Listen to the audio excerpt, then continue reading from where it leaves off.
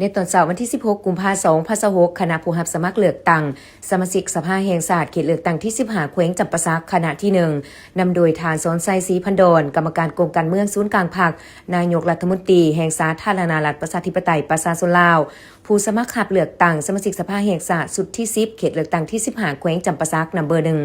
พร้อมด้วยคณะผู้รับสมัครเลือกตั้งเก่าฐานยิ่ง2ฐานและคณะผู้รับสมัครสมาชิกสภาประชาชนแขวงจำปาสักนำโดยฐานบุญทานเสญเสงกรรมการพรรคแขวงเลขาพรรคเมืองพนทองพร้อมคณะผู้รับสมัครทั้งเก่าฐานยิ่ง2ฐานพิธีได้จัดขึ้นอยู่ที่วัดบ้านดูโดยมีฐานไพศาลอ่อนไซเวียงประธานคณะกรรมการปกครองเมืองพนทองมีอำนาจการปกครองบ้านดูบ้านน้องให้โคกบ้านบกบ้านโคกกุ้งและประชาชนเขาร่วมต้อนรับอย่างอบอุ่น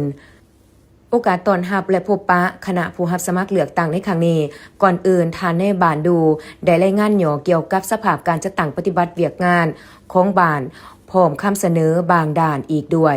จากนั้นผู้มีสิทธิ์เลือกตั้งได้รับฟังประวัติหย่อและผู้รับสมัครของแต่ละทาน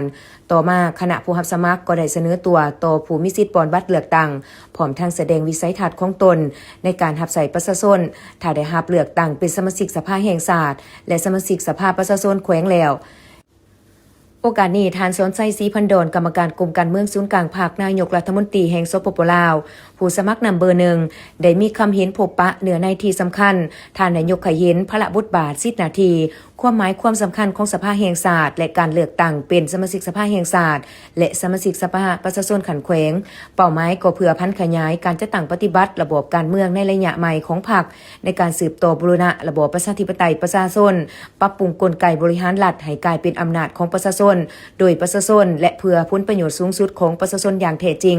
เพื่อก้าวไปสู่การเปลี่ยนแปลงและการพัฒนาที่ดีขึ้นเพื่อสร้างตั้งระบบอำนาจรัฐที่เข้มแข็งและโปร่งใสรับใส่ศาสตร์และรับใส่ประชาชนอย่างสุดกกสุดปลายและที่สำคัญการลงพบปะพ่อแม่ประชาชนของผู้รับสมัครเลือกตั้งสมาชิกสภาแห่งชาติคณะที่ 1ในครั้งนี้ก็เพื่อให้พ่อแม่ประชาชนผู้มีสิทธิ์ปอนบัตรเลือกตั้งรับรู้เข้าใจและกำเนิดได้อย่างเลิกซึ้งพร้อมกันปฏิบัติสิทธิพันธะและไปใส่สิทธิ์ในวันเลือกตั้งให้ได้รับประกันผลสำเร็จได้ตามคาดหมายที่กำหนดไว้และพร้อมกันปฏิบัติสิทธิพันธะและไปใส่สิทธิ์ในวันเลือกตั้งให้ครบถ้วนและถูกต้อง